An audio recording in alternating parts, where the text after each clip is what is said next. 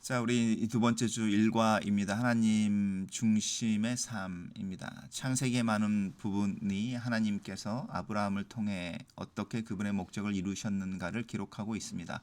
그것은 하나님이 어떻게 하나님과 동행하는 삶을 살았는지를 기록한 것이 아닙니다. 당신은 그 강조점이 어떻게 다른지 구분할 수 있습니까? 아브라함을 통해 하나님이 그의 목적을 이루셨는가에 대한 기록과 아브라함이 어떻게 하나님과 동행하는 삶을 살았는지에 대한 기록과의 차이점, 초점에 대해서 이야기하는 것 같습니다. 성경의 초점은 하나님이십니다. 죄의 본질은 하나님 중심에서 자기 중심으로 옮겨가는 것입니다. 구원의 본질은 자기를 부인하는 것이지 자기를 세우는 것이 아닙니다. 우리 모두 자기를 부인하고 하나님 중심으로 우리의 인생을 돌이켜야 합니다. 그럴 때 하나님께서 창세 전에 계획하신 목적을 우리를 통해 성취하실 수 있습니다. 자기 중심으로 사는 사람과 하나님 중심으로 사는 사람의 삶에서 나타나는 바를 다음과 같이 적어 보았습니다. 비교해 보십시오.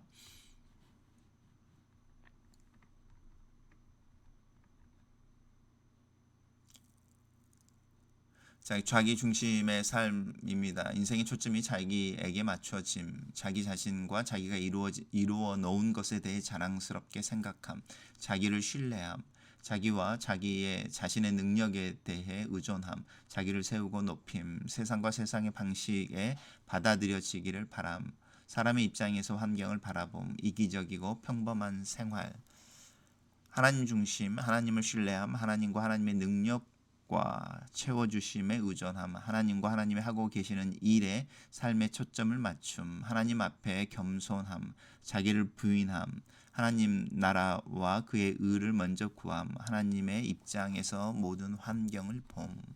우리 신앙생활에 있어서 자기 중심적이냐 하나님 중심적이냐라는 말들을 많이 하는데 지금 저자가 이야기하고 있는 요소들을 통해서 우리의 태도 하나님 중심인지 자기 중심인지를 좀 생각해 보면 좋겠습니다. 그리고 하나가 더 있네요. 거룩하고 경건한 삶. 자기 중심적인 삶은 이기적이고 평범한 삶입니다. 자, 자기 중심이라는 말과 하나님 중심이라는 말로 다음의 단어들을 써 보십시오. 하나님 중심, 자기 중심. 자기 중심은 내 관점에서 나를 위해 내가 이루는 일, 나를 주어로 사용하는 것이다. 제 생각입니다. 하나님 중심이라고 하는 것은 하나님의 관점으로 하나님을 의지하여 하나님의 일하심을 따라 라고 하는 이제 하나님을 주어로 사용하는 것이다. 이렇게 하나님 주어가 누구인가라고 하는 부분으로 저는 이렇게 자기 중심과 하나님 중심을 구별할 수 있을 것 같습니다. 제 견해입니다. 다음에 인용한 성경에 나오는 예들을 보고 하나님이 중심이 된 것의 자신이 중심이 된 것의 자라고 써 넣으십시오. 예들을 두 가지씩 묶여 있습니다. 하나님께서 아담과 하와를 아름답고 비옥한 에덴 동산에 두셨습니다. 하나님께서 동산 각종 나무의 실과는 임의로 먹되 선악을 알게 하는 나무의 실과는 먹지 말라고 하셨습니다. 하와는 이 나무를 보고 먹음직스럽기도 하고 지혜롭게 할 것도 같아서 선악과를 따 먹었습니다. 내용이 이제 어떤 중심인지 한번 생각해 보시면 좋겠습니다. 자기 중심이죠. 하와는 이 나무를 보고 먹음직스럽기도 하고 지혜롭게 할 것도 같아서 선악과를 따 먹었습니다. 하나님은 각종 나무의 실과는 임의로 먹되 마음껏 먹되라는 거죠. 이렇게 free of charge인 겁니다. 그렇지만 선악을 알게 하는 나무의 실과는 먹지 말라. 거기는 이제 금지가 되어지는 바운더리가 경계선이 쳐져 있는 영역인 거죠. 그런데 그 선을 넘는 것의 주인공, 주어가 하와이고 왜 그것을 넘는가? 그것이 이제 하와의 눈에 보기 좋았고 또 지혜롭게 할 것도 같아서 그리고 누가 그 선을 넘었는가? 하와가 넘었다라고 하는 부분입니다. 보디발의 아내는 날마다 요셉과 동침하기를 청하였습니다. 요셉은 그녀에게 큰 악을 행하여 하나님께 득죄할 수 없다고 하였습니다. 그녀가 억지로 그를 붙들었지만 그는 유혹에 빠지지 않고 도망하여 감옥에 갇히게 되었습니다. 하나님 중심이죠. 이제 하나님 앞에 득죄할 수 없다라고 하는 부분입니다. 사실은 그녀에게 큰 악을 행하여라고 하는 부분도 있지만 자신을 신뢰하고 자신에게 이렇게 전 재산, 가족 그 가정을 아니면 재산을 맡긴 관리하도록 맡긴 보디발에 대한 이제 신뢰라고 하는 부분도 사실은 요셉이 보디발의 아내의 유혹을 거절하는데 요인이 되었죠. 주어라고 하는 부분입니다.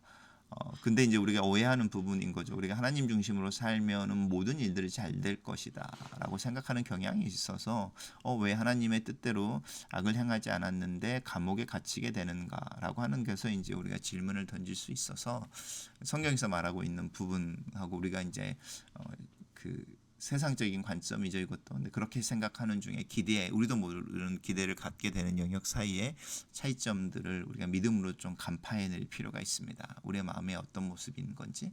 하나님께서는 가나안 땅을 이스라엘에 주기로 약속하셨습니다. 모세는 12명의 정탐꾼을 약속의 땅으로 보내 그곳의 상황을 정탐하게 한 후 그에 대한 보고를 들었습니다. 땅은 비옥하였습니다. 그렇지만 거민들, 거기에 사는 거주민들은 거대하고 강해 보였습니다. 10명의 정탐꾼들은 이렇게 말했습니다. 우리가 능히 올라가서 그 백성을 치지 못하리라. 그들은 우리보다 강하니라. 자기중심적이죠. 평가의 기준이 자신의 관점이잖아요.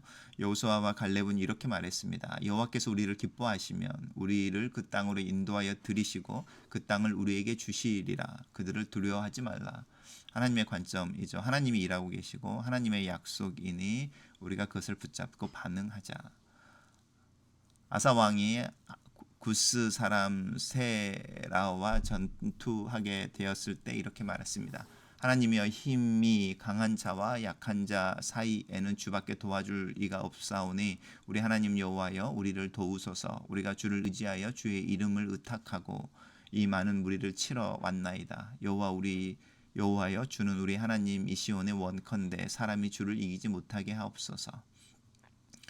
유다 왕 아사는 이스라엘 왕 바아사의 침략을 두려워하고 있었습니다. 아사 왕은 여호와의 전 곳간과 왕궁 곳간의 금과 은을 다메섹의 아람 왕 베나닷에게 보내어 도움을 요청했습니다.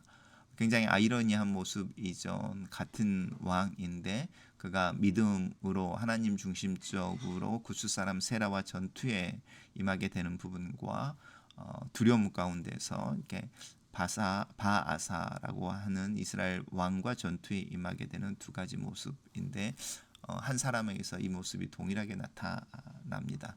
첫 번째는 하나님 중심이고 두 번째는 자기 중심이라고 할 수 있습니다. 자, 문장입니다. 자기 중심적인 것은 아주 미묘한 덫입니다. 그것은 너무 당연해 보입니다. 인간적인 관점에서 보기는. 우리가 누가복음 이제 9장을 저희가 읽었었는데요. 거기에 죄송합니다. 우리 주일날 4장 읽었었죠. 4장에 나오는 그 예수님의 광야의 시험이라고 하는 데서 사단이 예수님을 유혹하기 위해서 던지는 것이 강압이 아니라 서제션이나 어드바이스처럼 굉장히 어떤 전략적인 말인데 그 말들은 모두 자기중심적인 미묘한 덫의 형태로 예수님 앞에 놓여지죠. 아사 왕과 같이 한 번은 피해 있다가 다음번에는 졸지에 걸릴 수 있습니다. 하나님 중심의 삶은 날마다 자기를 죽이고 하나님께 순복하는 것을 요구합니다. 하나님 중심이었던 예들은 1번 B, 2B, 3A입니다. 다른 것들은 자기 중심적인 것들입니다. 우리 계획이 아니고 하나님의 목적, 하나님 중심의 삶을 살기 위해 당신은 삶의 초점을 당신이 세운 계획이 아닌 하나님의 목적에 맞추어야 합니다. 당신은 삐뚤어진 인간적인 관점을 버리고 하나님 관점에서 보아야 합니다. 하나님께서는 세상에서 무엇인가를 시작하려고 하실 때 먼저 사람에게 나타내셔서 말씀하십니다. 하나님은 어떤 거룩한 뜻으로 선택하신 사람들을 그분의 목적을 이루시는데 사용합니다.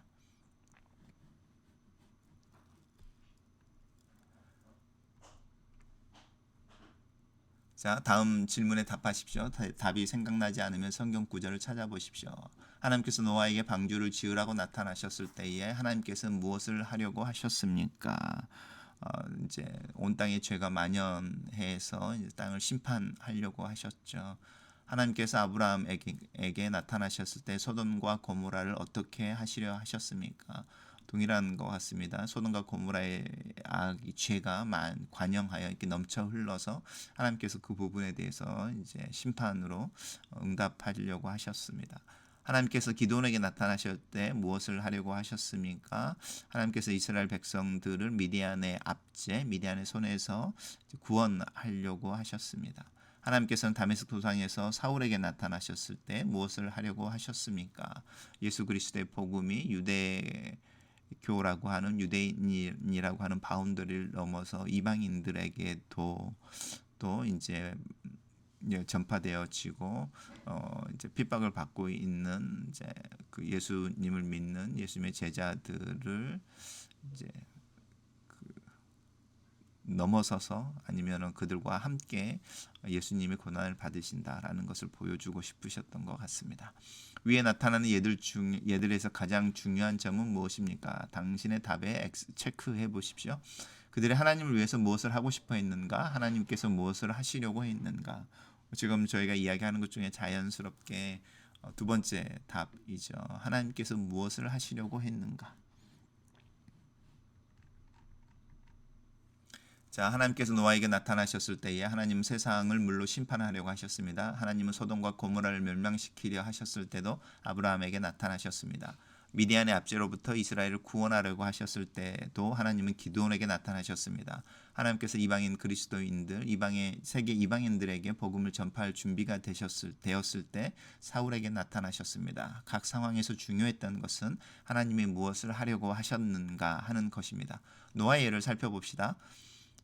하나님을 섬기려던 노아의 모든 계획은 어떻게 되었습니까? 다가올 홍수로 인한 멸망을 생각한다면 그것은 아무 소용도 없었겠지요. 노아는 자기가 하나님을 섬기려고 설정해 놓은 꿈을 실현하는 데 도와달라고 하나님께 외친 적이 없었습니다.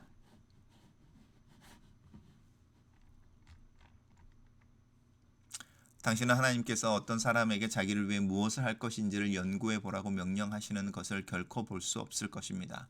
우리는 앉아서 하나님을 위해 무엇을 할 것인지 궁리하고 하나님께서 그것을 하실 수 있도록 도움을 요청하지 않습니다. 성경을 보면 먼저 우리가 하나님께 순복하고 하나님께서 우리에게 무엇을 하실 것인지 보여주실 때까지 기다리든지 우리 주변에서 하나님께서 무엇을 하고 계시는지 찾아서 그분이 하고 계신 일에 동참해야 한다는 것입니다.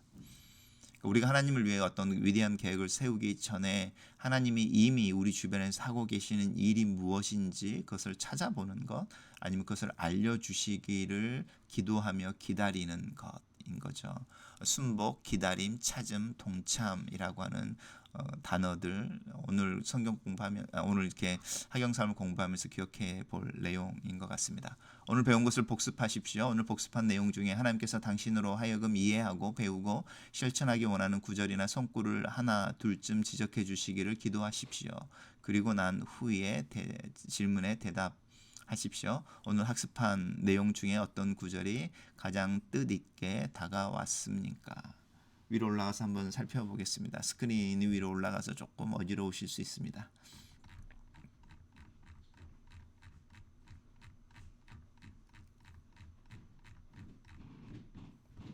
쭉 한번 살펴보겠습니다.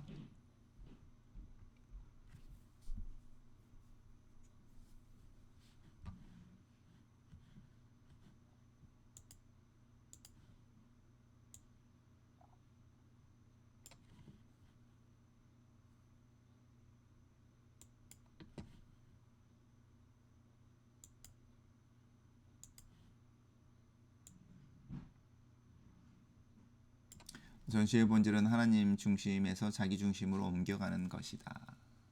구원의 본질은 자기를 부인하는 것이지 자기를 세우는 것이 아니다라는 문장이 눈에 들어오고요.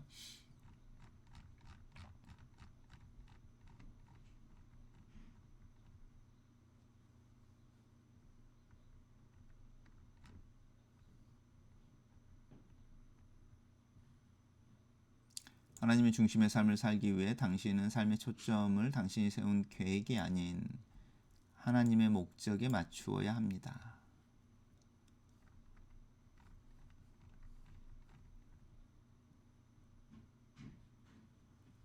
하나님께서는 어떤 사람에게 하나님을 위해 무엇을 할 것인지를 연구해 보라고 명령하지 않으신다. 저는 하나님께서 무엇을 하려고 하셨는가?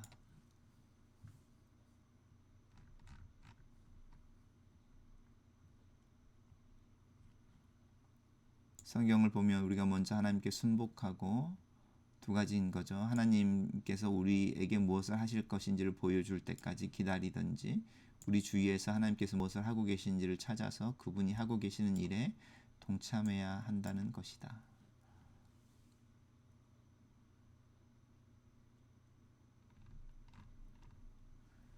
저는 하나님께서 무엇을 하려 하시는가라는 단어에 좀 더 이렇게 대답을 해보고 싶습니다. 하나님께서 무엇을 하려고 하시는가?